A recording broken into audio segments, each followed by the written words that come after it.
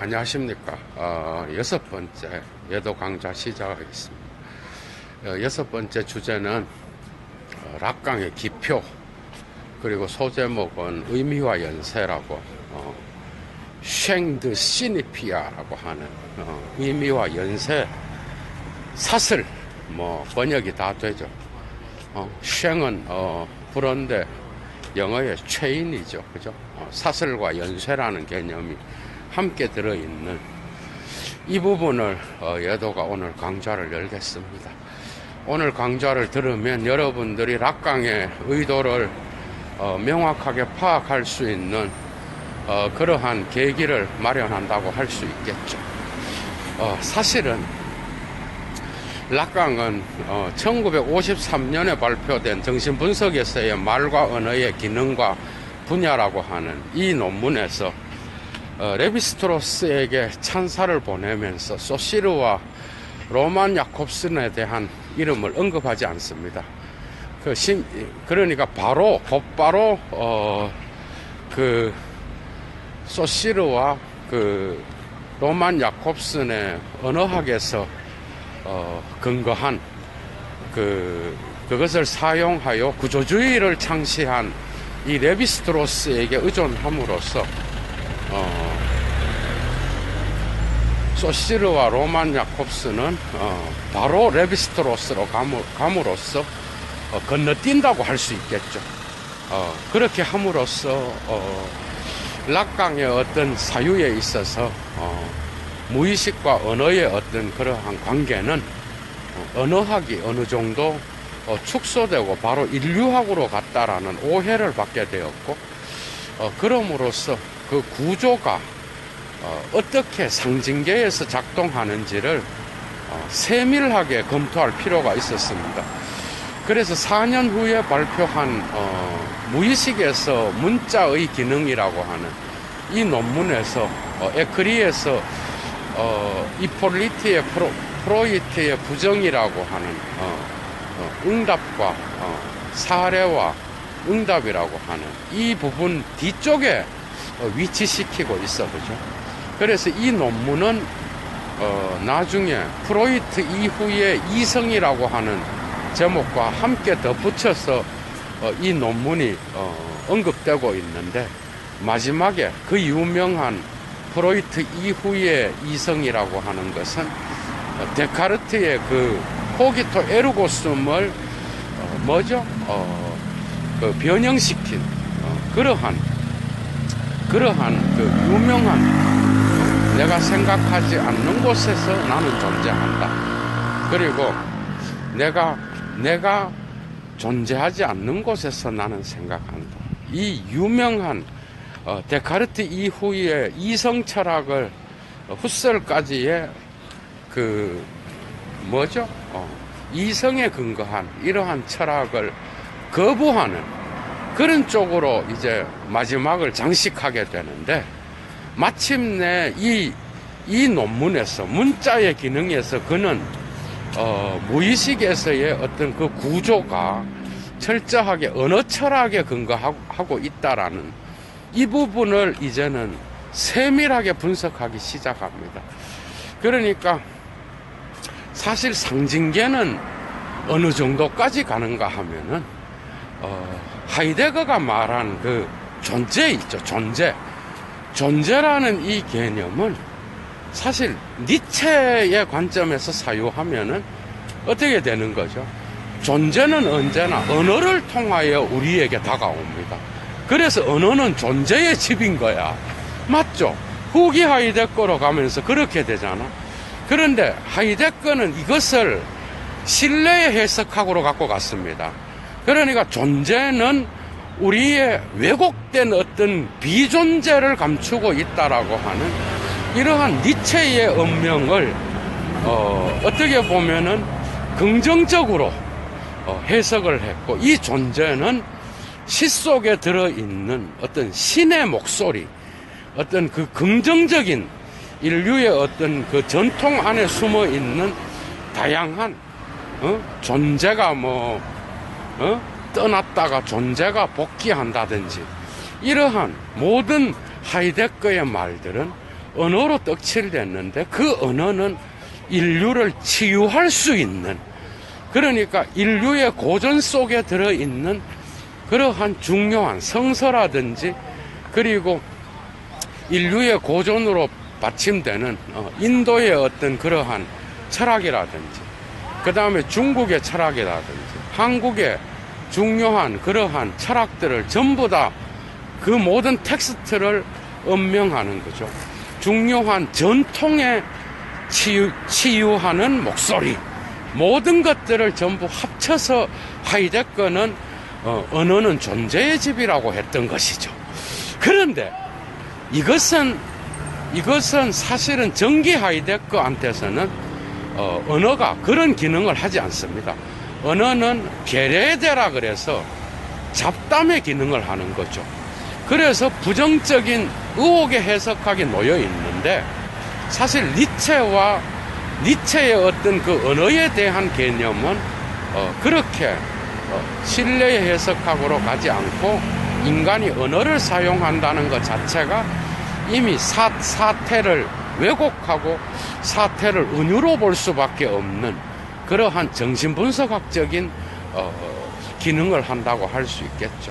이러한 하이데거의 후기 하이데거의 언어관에 대하여 언어관은 뭐죠? 프로이트 락강의 철학 안에서의 언어 개념에서는 붕괴돼 버리는 거죠. 이런 것들은, 왜냐하면 그 언어는 언제나 그 배후의 왜곡의 어떤 억압의 기호로서 작용할 수 있다라는 이 부분을 놓치고 있다라는 거야. 그래서 락강은 그 두 번째 논문, 그러니까 1953년에 출간된 말과 언어의 기능이라고 하는 그 논문에서 존재의 상징화라고 이야기합니다, 여러분. 이 니체 냄새 나죠, 여러분, 그죠? 존재의 상징화, 이게 상징계입니다. 심지어 그렇게 존재 전체를 상징으로 본다라는 거야.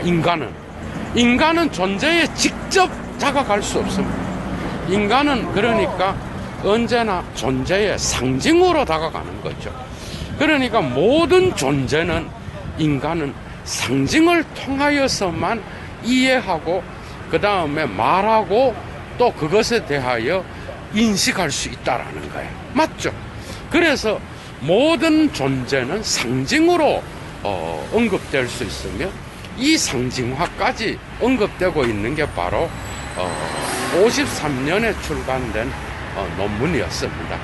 이것을 상징계로 확고하게 자리를 잡아갖고 구조 인류학에서의 구조나 그 다음에 인류 전체에 인류 전체의 문화를 관장하는 그러한 어떤 그 원형으로 보았다면, 언어를, 그렇다면 문자의 기능, 4년 후에 발표한 문자의 기능에서는 이 존재의 상징화라고 하는 이 개념을 어떻게 보면은 조금 더 언어학적으로 체계적으로 밝히는 그러한 기능을 한다고 할 수 있겠죠.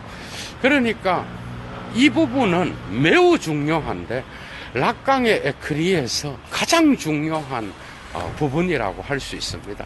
그러니까 문자의 기능에는 이 기표의 개념뿐만 아니라 타자의 담론, 그 다음에 프로이트 이후에 이성을 언급하는 이런 부분들, 과연 가장 락강적인 모습이, 어떻게 보면 가장 중요한 논문이라고 할 수 있는 락강의 그 모든 사유가 집약되어 있는 논문이 바로 무의식에서의 문자의 기능이라는 거. 여러분들이 에크리를 펴서 그 부분을 꼭 읽어보시기 바랍니다. 자, 그 부분에서 마침내 락강은 소시르의 기표와 기의의 언어학에서 기호의 개념을 해체하고 자기 방식대로 해석하기 시작합니다. 그러면서 소시르의 일반 언어학 강의를 언급하면서 마침내 소시르가 기표와 기의의 상호 연관성, 그리고 조화, 기표와 기의의 어떤 그러한 관계, 상호적 관계를 언급하는 이 부분에서 락강은 이 두 개를 분리시켜 버린다는 거예요. 그러니까 소시르가 한참 소시스를 언급합니다, 여러분. 여러분 소시스를 기본적으로 알고 있죠. 기표와 기의는 뭐야? 자의적으로 결합되어 있긴 있지만 자의적 관계야. 그러니까 나무라는 기표는 그죠? 자의적 관계가 아니라고 한다면 독일어의 바움, 불어의 알볼, 또 뭐죠? 그 다음에 또 뭐 영어의 트리, 이게 다 나무인데 한국말로는 나무, 다 나무라는 뜻이에요. 그러면 기표가 기의와 자의적 관계가 아니라면 뭐야?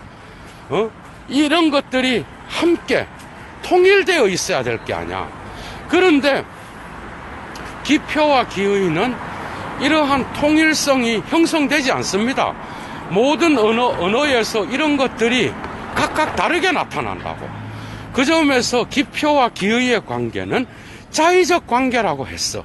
이 점까지는 락강도 따라가고 있어요. 그런데 이 자의적 관계라고 하는 것을 소시르는 결코 이것이 결합되어서 의미로 드러나 기표와 기의가 동전의 양면처럼 상호관계 안에서 의미로 드러나게 될 때, 다시 말하면 체계 속에, 언어 전체의 체계 속에 들어가게 될 때는 이것은 조화로운 상호적 관계 안에서 결합을 전제한다는 말을 하거든.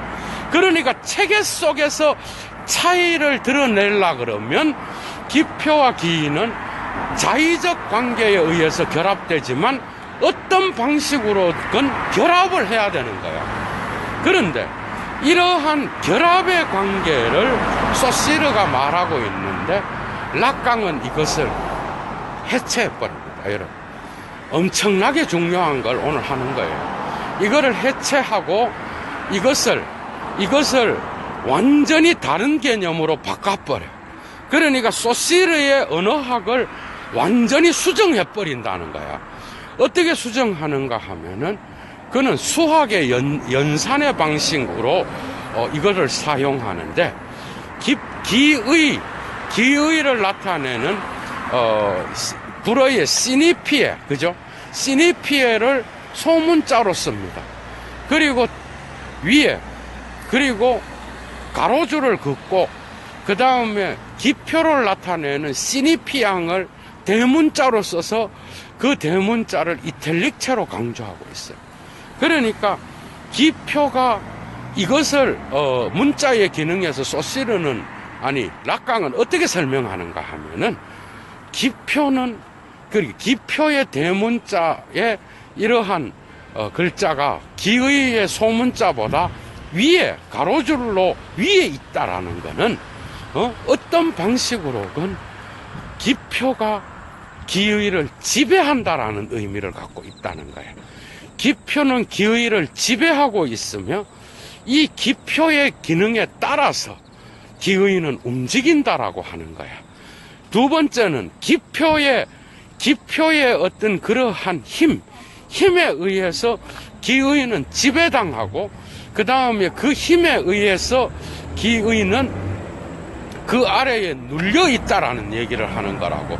그러니까 기표의 우선순위를 두고 있다라는 거예요.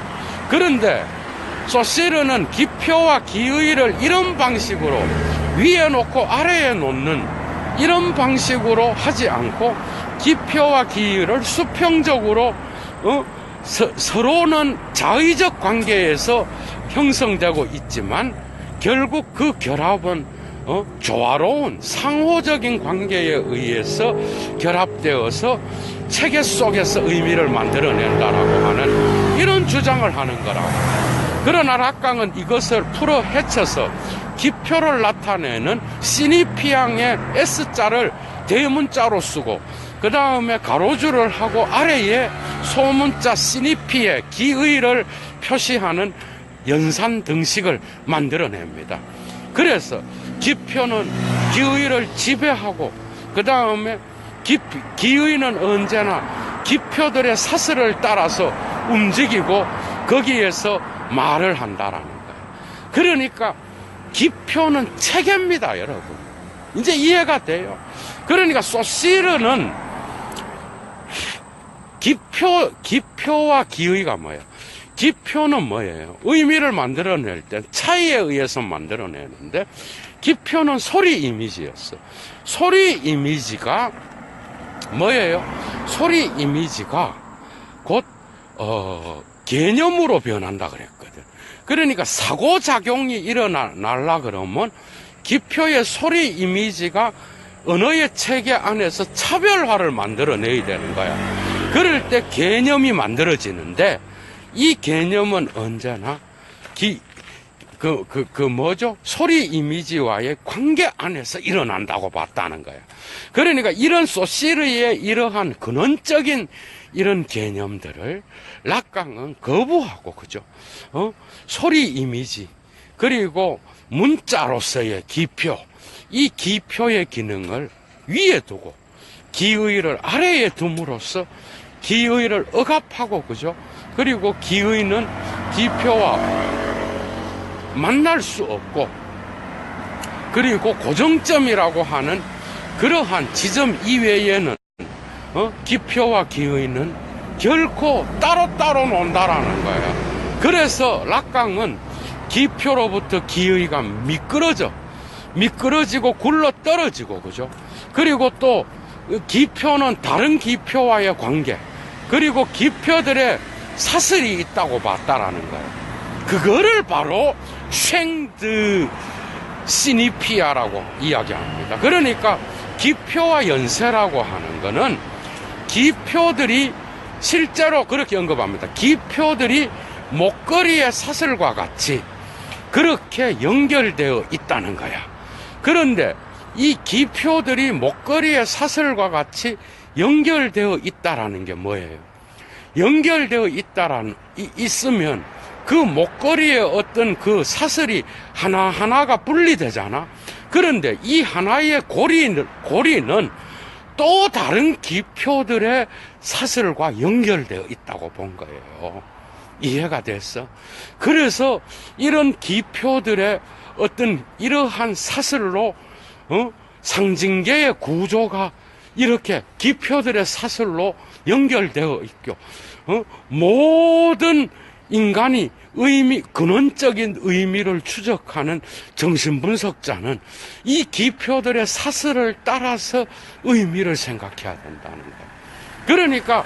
그러니까 빠롤은 뭐야? 빠롤은 그러면 빠롤은 바로 말을 하는 주체, 환자가 자기 자신의 증상을 말한다든지 아니면은 이러한 증상을 텍스트로 만들어서 해석하는 그 정신분석자의 모든 빠롤들은, 모든 말들은 이러한 의미와 연세의 구조, 기표들의 체계에 붙잡혀서 그것에 의하여 그러한 결정을 한다라는 거예요. 의미에. 그러니까 의미의 결정은 언제나 기표들의 사슬의 그러한 움직임에 따라서 결정되는 거예요. 그러나 이러한 기표들의 어떤 사슬에 의해서 그냥 의미가 1차원적으로 나타나느냐? 아니요. 기표들은 언제나 그런 방식으로 자기의 의미와 사슬을 따라서 기표들의 어떤 그러한 문자들이 날아다니는데, 그러한 그 사슬에, 그죠? 사슬에서 빠롤은 마침내 자신의 가장 창조적인 의미화를 만들어낸다라는 거예요. 그러니까 의미화는 뭐예요? 기의는 창조성입니다, 여러분. 기표는 뭐야? 체계야, 여러분. 체계. 그러니까 체계가 커, 아니면 창조력이 커. 그러니까 모든 빠롤의 창조는, 모든 무의식적 담론이 환자의 말을 통하여 나오는데, 그 말은, 그 빠롤은 언제나 이러한 상징계의 의미와 사설의 기표들의 체계로부터 나온다는 얘기야. 그러니까 모든 창조는 기표들의 체계에 의해서 움직여지는데, 그러나 이 기표들은 풀려나고 그리고 미끄러지고, 여러분, 그 다음에 또한 서로 굴러떨어지고 억압되어 있고, 또 사설에 따라서 감추고 자기 자신을 위장하고, 그런 방식으로 기표들이 움직이기 때문에 기의는 기표들과 기표들에 따라서 나무는 나무, 이런 방식으로 일치가 되고 결합이 되는 지점은 거의 없다라는 이야기를 하는 거라고. 이해가 됐어요, 이제? 그러니까 의미와 사설은 이러한 뜻을 감추고 있는 거예요. 그런데 이것을 락강은 마치 음유 시인이라든지, 그죠? 음유 시인 알죠? 그게 음악을 하는, 시를 쓰면서 음악을 통하여 시를 쓰는 자, 아니면 시인에게 비유하고 있는데, 이러한 기표들의 미끄러짐을 기가 막히게 표현하고 있습니다. 마침내 락강은 문학에다가 엄청난 지위를 부여하기 시작해요. 문학에다가. 그러니까 거기에서 언급되는 게 바로 누구예요? 그 위대한 빅토르 위고라고 하는, 여러분 다 알잖아, 그죠? 여러분 빅토르 위고라고 하는 그러한 문학가, 폴 발레리의 플라타나스의 나무, 그 다음에 또 빅토르 위고의 잠자는 부즈, 이러한 시들을 언급하면서 어떻게 의미와 연세가 일어나는지 예를 들고, 심지어는 제임스 조이스의 그러한 위장하고 기표가 자기 자신을 감추고 또한 달아나고 그 다음에 굴러 떨어지고 미끄러진다라고 하는 이 엄청난 개념들을 피네건의 경야라고 하는 그러한 작품을 직접 언급하면서 이러한 의미와 사설의 어떤 그러한 중요한 의미들을 락강은 설명하고 있습니다. 그러니까 락강은 갑자기 문학에다가 엄청난 문학적 어떤 그러한 글쓰기에 엄청난 위험을 부여하면서 이 문학이라고 하는 것이 비로소 정신분석학에서 말하는 이러한, 자기가 말하는 거죠. 이러한 프로이트에 대한 재해석을 통하여 나타나는 이러한 의미와 연세를 문학가들도 이미 알고 있었다. 이런 방식으로 설명한다라는 거야. 그러면서 마침내 정신분석이라고 하는 이 주제를 한참 빅토르 위고, 폴 발레리, 그 다음에 또 제임스 조이스, 이런 문학의 대가들을 언급하다가 갑자기 프로이트를 한참 언급하고 이제 프로이트로 또 돌아옵니다, 여러분. 거기에서 프로이트가 말한 꿈의 해석을 또한 논평을 해. 꿈의 해석만큼 프로이트의 위대한 발견은 없다. 프로이트의 발견은 무의식이 언어와 함께 가야 된다라는 걸 보여주는 그러한 최고의 작품이고, 이 발견에서 락강은 프로이트가 말한 전치와 압축을 재해석합니다, 여러분. 전치는 뭐야? 페얼디히퉁이야, 여러분. 페얼디히퉁은 뭐야? 디히퉁은 독일어로 시를 쓰다의 시란 뜻입니다. 시. 그러니까 페얼디히퉁은 압축이야. 압축은 뭐예요? 단어를 다른 단어로 대체시켜서 의미를 표현하는 거예요. 이게 로만 야콥슨의 은유라는 개념입니다, 여러분. 그리고 또한 페얼시붕은 뭐야? 밀어낸다란 뜻이야. 이거를 독일어로 전치란 뜻인데, 전치는 뭔 뜻이냐, 그러면? 이 전치는 한 단어를 다른 단어와 결합함으로써 연결시키는 그런 뜻을 갖고 있다라는 거예요. 그래서 이 두 개를 의미와 연세를 만들어내는 사슬에다가 집어넣습니다. 이거를. 참 기가 막힌 사고죠, 여러분. 정말 창발적이지 않아? 그러니까 압축과 전치는 프로이트가 뭐죠? 꿈의 해석에서 꿈에 억압된 욕망이 드러나는 그러한 두 개의 의미 장치라고 본 건데, 이 욕망의 언어는 개념적 언어는 결코 이러한 욕망의 언어를 찾아낼 수도 없고, 그래서 언제나 욕망은 뭐죠? 욕망은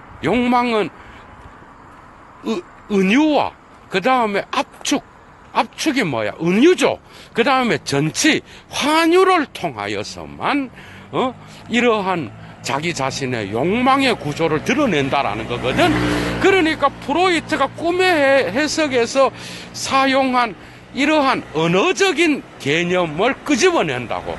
그런데 프로이트의 전문가들은 락강을 비판하면서 뭐라는가 하면, 그 압축과 전치 이외에도 무의식을 설명하면서 프로이트는 도형학이라든지 그 다음에 그 에너지, 욕망의 에너지의 강도라든지 열정이라든지 그 다음에 장면이라든지 이러한 것들을 다 언급하고 있는데, 너는 언어만 갖고 이야기를 하기 때문에 프로이트를 제대로 분석하지 못하고 있다고 비판하는 거라고. 그러나 락강이 언급하고 있는 압축과 전치 안에는 이러한 도형학이라든지 형상이라든지 그림이라든지 상형 문자라든지 이런 것들을 무의식적 기호 안에서 표현되는 이런 다양한 문자들을 함께 고려하는 게 이런 언어예요.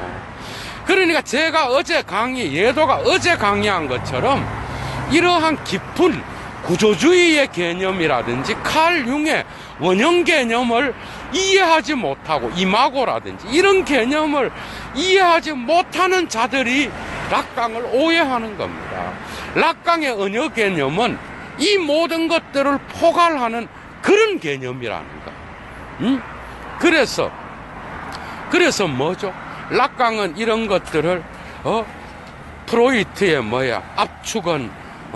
압축은 무의식 안에서 모든 것을 표현할 수 있는 거지만, 이것은 한 단어를 다른 단어로 대체하는 그러한 말하는 자의 창조적 능력을 나타내는 시의 개념이다. 맞죠? 시의 개념. 그래서 페얼디히퉁 안에 있는 이 시작하다의 시를 쓰다라는 이 시작에 대한 이러한 개념들을 나타내주고 있다라고 말하고, 또한 페얼쉬붕 전치인 환유의 개념은 무의식이 사회적 담론이라든지 법률의 초자아의 검열을 피하기 위하여 자기 자신 안에 꽁꽁 감추어 두기 위하여 환유의 어떤 이러한 한 단어를 다른 단어와 연결시키는 이런 방식으로 전치를 한다라고 봤다라는 거예요. 그죠? 이 점에서 이거를 이제 이렇게 논평을 하면서 락강은 이 두 개를 이제 의미와 사슬로 갖고 가는 거예요. 여러분, 사슬은 어떤 뜻이 있어? 불어로 쉥드 시니피아, 쉥시니피앙, 이 의미화하는 기표화의 사슬은 뭔 뜻이에요, 여러분? 의미화하는도 기표화가 훨씬 낫습니다.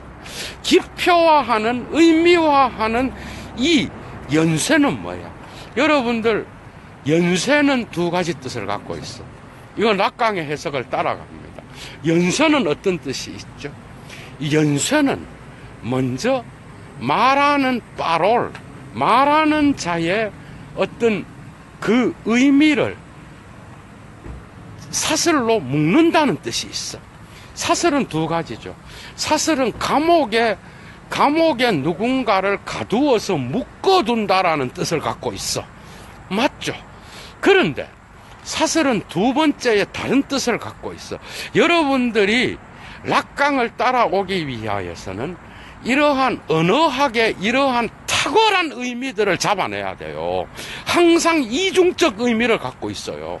그러니까 불어의 쉥이라는 이 단어는 영어의 체인인데, 첫째가 감옥에 무엇인가를 잡아서 사슬로 묶어두다라는 뜻이 있다고. 두 번째는 어떤 뜻이 있는가 하면은 연결고리잖아. 사슬은 연결고리로 되어 있어. 그래서 하나를 다른 여러 개의 사슬과 묶을 수 있는 연속성을 의미한다는 거야. 이해가 돼요? 그러니까 이러한 연속성을 나타내면서도 무엇인가를 구속하고 억압하여서 붙들어 둔다라는 개념을 갖고 있는 거야. 그러니까 모든 빠롤 의미화는 기표들의 사슬에 붙잡혀 있다라는 개념이라고. 이해가 돼요?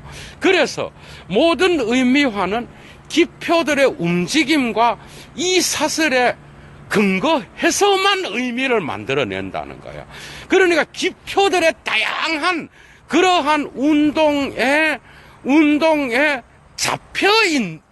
잡혀서 그 안에서만 뭐죠? 의미호를 만들어낼 수 있다는 거야, 빠롤은. 맞죠? 그 점에서 쉥은 의미화 연쇄의 연쇄라는 개념은 언제나 기표들의 감옥 안에서만 연쇄가 가능하다는 뜻이라고. 그러나 이 붙잡혀 있다라는 이 말은 또한 다른 연결고리와 연결되어 있다라는 긍정적인 의미를 갖고 있어. 이 말은 하나의 기표는 다른 기표들과의 연결되어 있으며, 이러한 연결을 통하여 모든 상징계의 구조를 또 다른 사슬과 연결되어 있다는 거야. 그러나 이러한 사슬의 연결은 뭘 나타내요? 수직적 관계입니다. 맞죠? 여러분들이 락강을 이해하기 위해서는 입체를 알아야 돼. 입체. 수직적인 기표들의 사슬은 수직적으로는 연결돼 있어. 수평적으로는 연결돼 있어. 이렇게. 그런데 수직적으로는 부재하고 있습니다, 여러분. 뭔가 데이다 냄새가 나죠? 이 기이한 거예요, 여러분. 한번 봐봐. 그러니까 이게 뭐야? 이게 연사적이고 개사적이라고 하는, 연사적은 뭐야? 연사적이라는 거는 빠롤이 말을 하면서 그냥 문장을 만들어내는 순서예요. 그게 수평적 관계로서 소시르가 기호하게 하게서 연사적 관계라 그랬어. 그러나 개사적으로 보면 뭐야? 이 연사적인 것이 개사적인 이러한 부재한 기표들에 의해서 연사적인 의미를 만들어내는 거죠. 맞죠? 그래서 의미와 사슬은 수직적인 관계로서는 부재를 먹고 사는 거야. 의미와 연쇄는.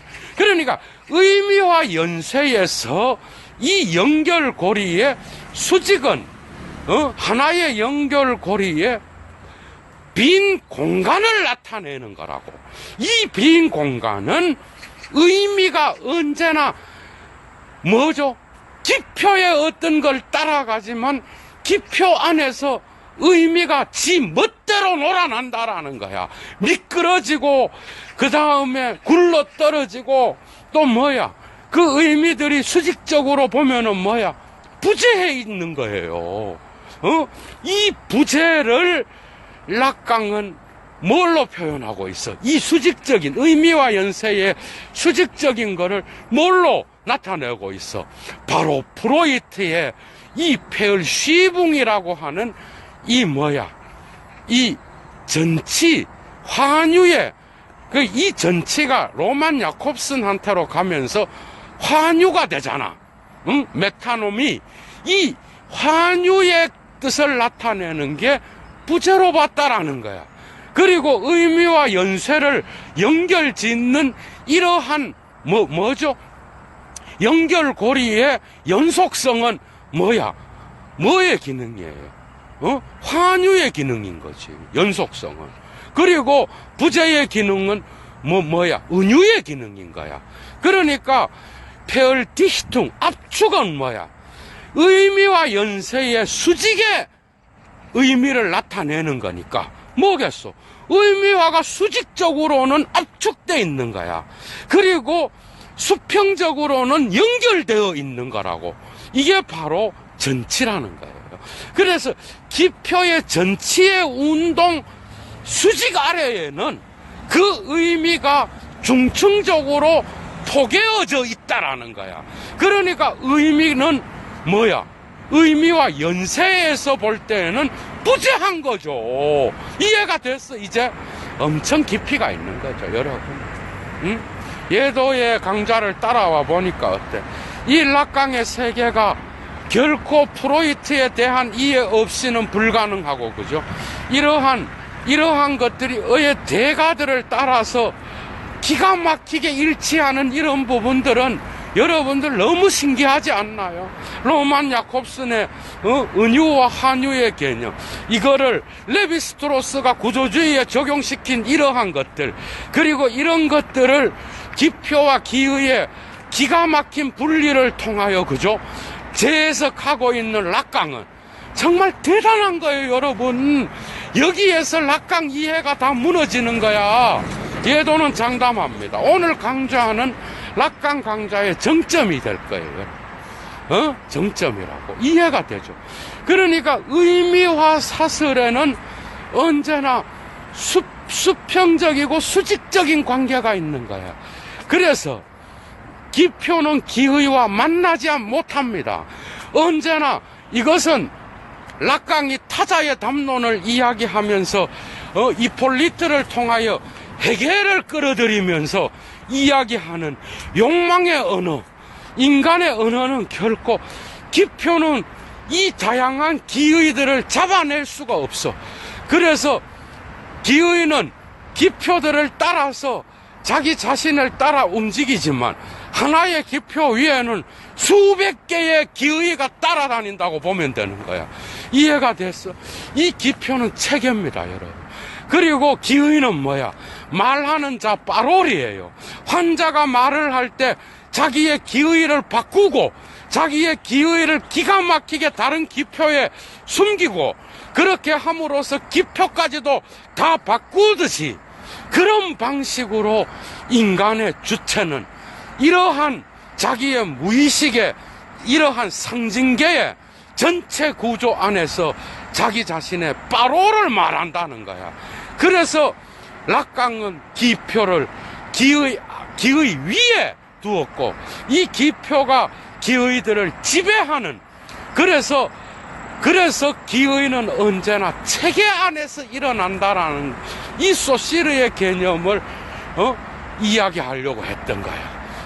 그러나 소시르는 기표와 기의의 결합의 관계가 다양한 언어의 체계로 봤다라는 거죠. 이 점에서 락강의 기표를 체계로 봤다라는 거는 소시르와 다르게 가는 거예요. 그러나 큰 의미는 그런 방식으로 결정되고 있다라는 거예요, 여러분.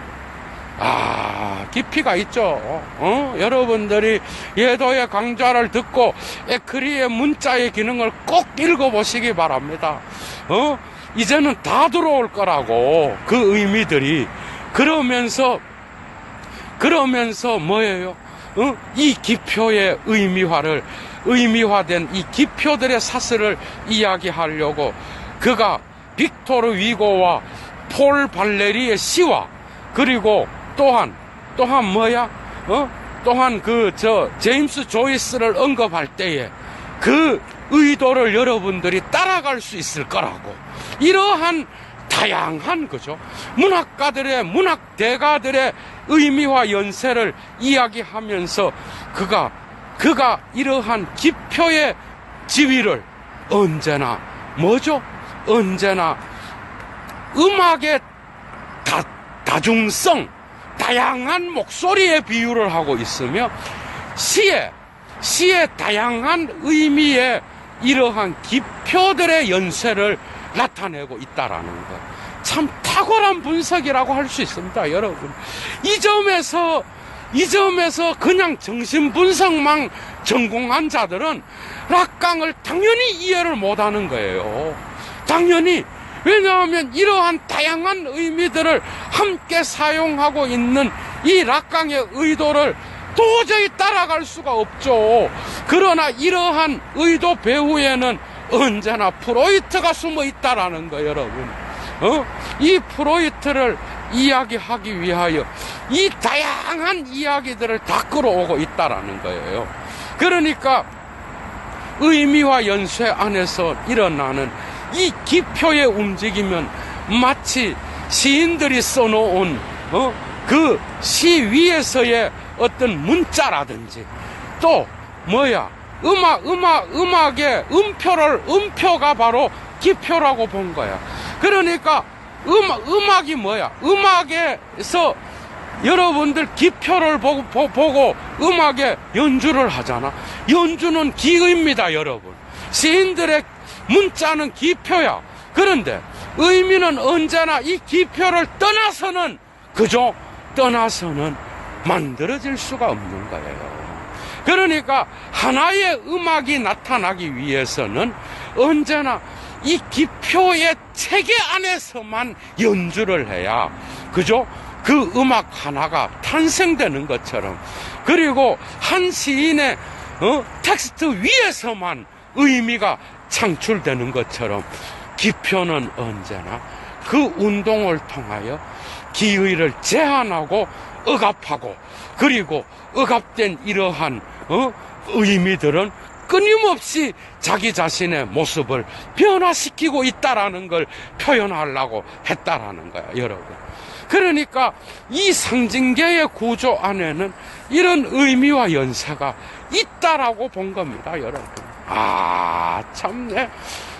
이제 따라올 수 있겠죠.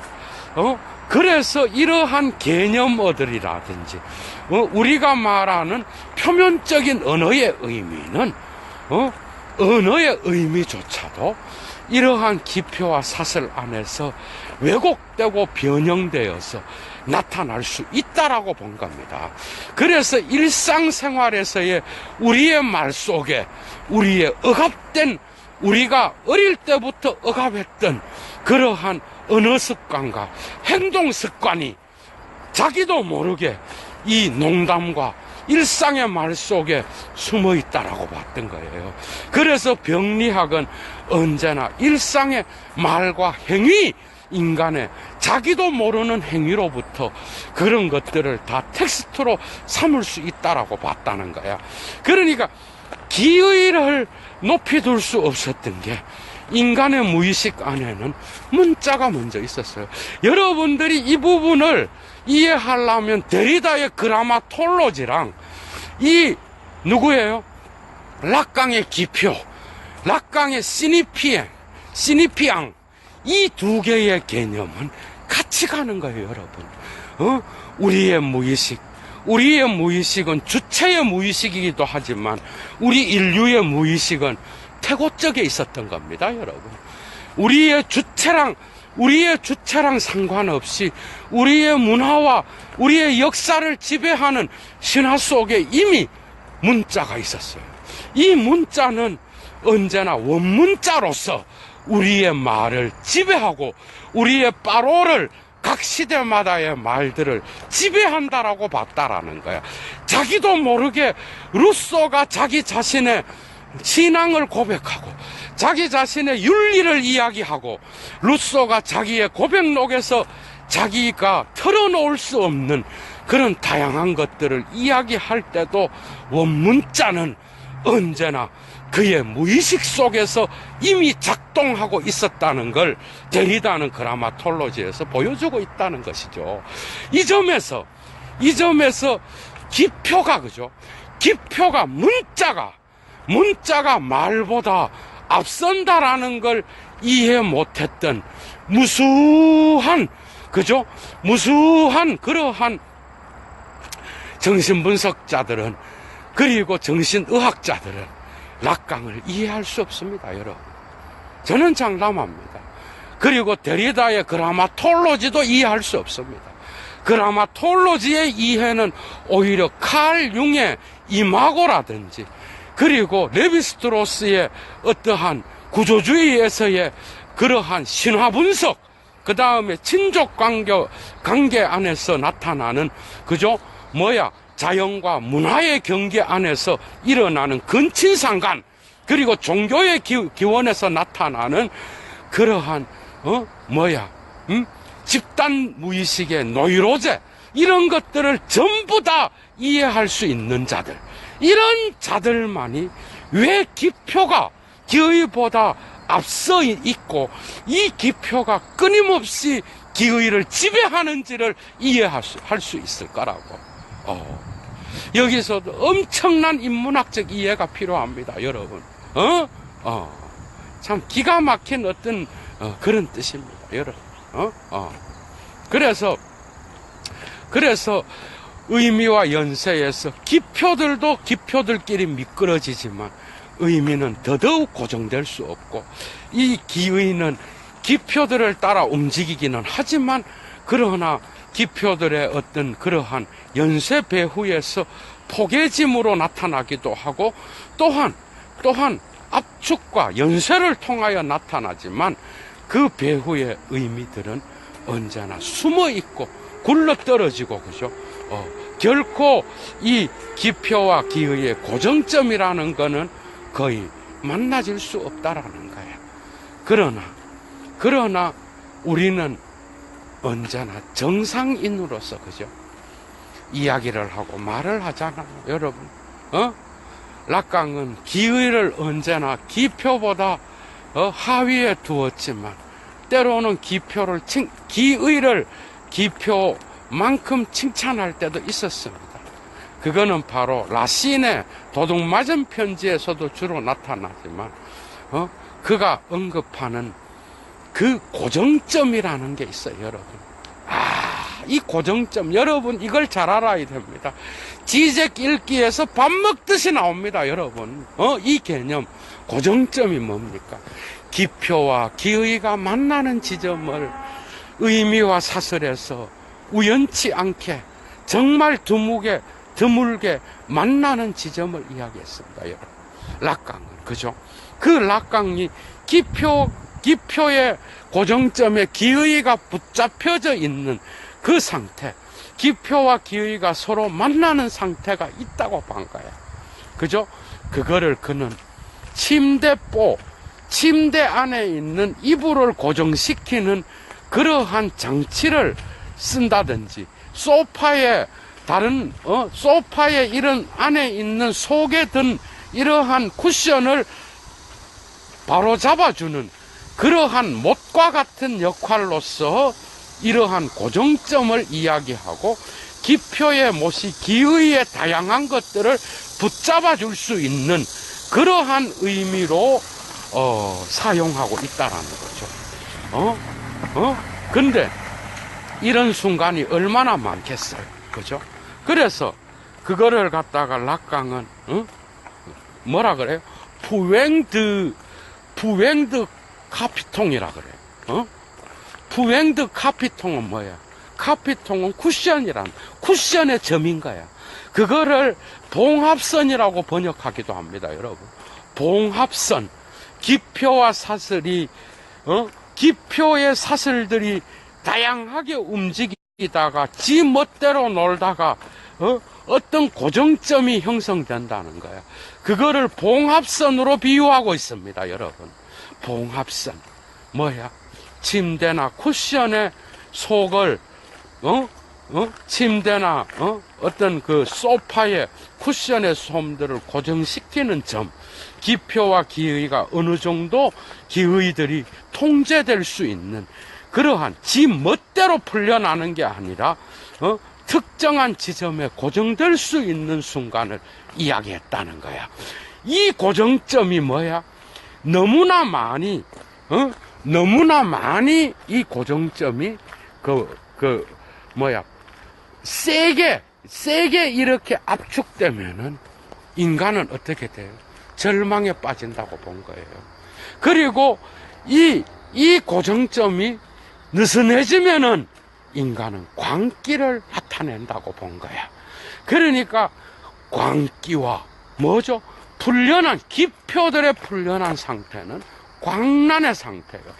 그것들이 너무 고정해서 이것들을 의미와 사슬이 너무나 뭐죠? 고정점에 의해서 꽉 조여지면은 그 상태는 절망의 상태, 자살의 상태로 봤다라는 거예요, 여러분. 그래서 우리의 언어 속에는 우리가 절망하는 순간이 있고 우리가 광기를 나타내는 순간이 있어요. 맞죠? 그 의미와 기표들의 움직임에서 이런 것들을 너무 풀어나면 광기, 너무 조여지면 뭐예요? 너무 조여지면은 자살에 이를 수 있는 절망감이 나타난다는 거예요. 이거를 압박이라고 표현하기도 하죠. 그래서 적절하게 인간은 의미와 사슬에서 어느 정도의 균형을 맞출 수 있다라고 하는 이 고정점의 개념을 락강은 이야기하기도 했습니다, 여러분. 이런 방식으로 락강은 자기의 기표를 표현했어. 그러나 이 기표는 탁월하게도 그죠? 특정한 인간의 대가리 속에 들어있는 그런 언어의 체계가 아니라 인간의 상징계, 인간의 문화, 인간의 사회적 담론, 인간의 법적 담론, 그리고 법과 사회의 질서 전체를 지배하는 그러한 구조로 봤다라는 거예요. 이 구조를 세밀하게 들여다보면 거기에는 기표가 기의를 붙잡고 있으며 이 기의는 언제나 기표와 기표들의 그러한 사슬에 묶여서 그 의미를 창조하고 있다라는 거예요. 여러분, 새로운 창조는 누가 하는 거예요? 파롤이 하는 겁니다. 기의는 언제나 음악가의 창조성, 시인의 창조성에 비유될 수 있는 거예요. 그러나 이 시의 창조성, 음악가의 창조성은 언제나 기표의 사슬에 묶여서 일어나는 겁니다. 기표의 사슬은 바로 소시르의 체계를 의미하는 것이고 이러한 파롤은 뭘 나타내? 기의는 파롤이 말하는 자의 독창성을 나타내준다라는 거예요. 이 두 가지 의미, 우리는 모두 다 의미와 연세를 나타내는 사슬에 붙잡혀 있는 자들입니다. 그러나 이 사슬은 우리는 그 안에서 언제나 우리의 말을 통하여 새로운 창조를 할 수 있는, 의미화를 만들어낼 수 있는 그런 자유가 있다라고 봤다라는 거예요. 이해가 되죠? 이러한 창조와 그 다음에 뭐죠? 이 창조는 연결을 통하여 나타나며, 그리고 이러한 사슬의 배후에는 언제나 우리는 이러한 언어의 감옥, 언어라고 하는, 니체가 미리 이야기했죠. 우리는 모두 다 즐거운 학문에서 우리는 모두 다 언어에 갇혀진 우리는 언어의 감옥 속에 사는 존재다. 이 기가 막힌 말, 여러분. 이런 것들이 다 락강의 사유와도 연결되고 있다라는 거예요. 여러분 반드시 기억하세요. 그 사슬의 언어의 감옥, 언어의 사슬의 메인 자다. 그러나 이 사슬의 안에서 우리는 언제나 굴종적인 그러한 자유를 누리지 못하는 노예로서만 사는 게 아니라 묶여있는 상태에서 우리는 새로운 창조를 할 수 있는 자다라고 하는 게 바로 의미와 사슬이 갖고 있는 사슬의 의미입니다, 여러분. 거기에서 기표는 기의보다 언제나 강력한 힘으로서 작용하고 있으며, 기의는 뭐죠? 억압된 기억입니다. 우리 인간의, 우리의 문화에 억압된 기억이에요. 여러분들, 이러한 모든 강좌가 니체가 말했던 도덕의 계보학에서 말했던 기억의 개념, 우리는 언제나 기억하기 위하여 우리는 우리의 몸 위에 문신을 새겼다. 여러분, 락강이 뭐라 그래? 할 얘기가 너무 많아.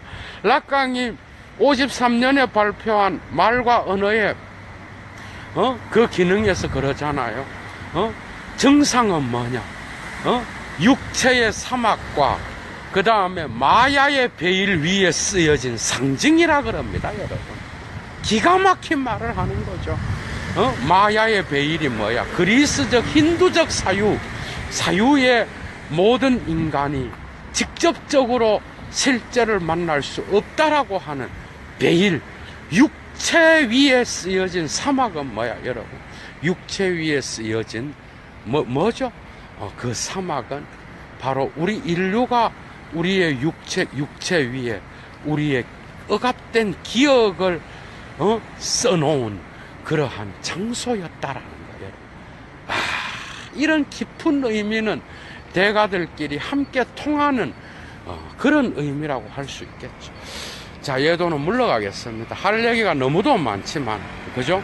오늘 그래도 중요한 락강이 사용하는 기표의 개념은 예도가 여러분들에게 의미와 사설이라는 그러한 주제로 여러분들에게 잘 설명해 주었습니다. 시간이 되시면 락강의 에크리에서 특별히 53년에 발표된 그 정신분석에서의 말과 언어의 기능과 분야라고 하는 이 논문과 무의식에서의 뭐죠? 무의식에서의 문자의 기능을 여러분들이 꼭 읽어보시기 바랍니다. 얘도 6번째 락강 강좌 마치겠습니다. 내일은 아마도 락강의 타자라는 담론, 아니면 락강의 이성, 즉 프로이트 이후의 이성, 이 둘 중에 하나를 갖고 여러분을 만나겠습니다. 좋은 하루 되십시오. 추스!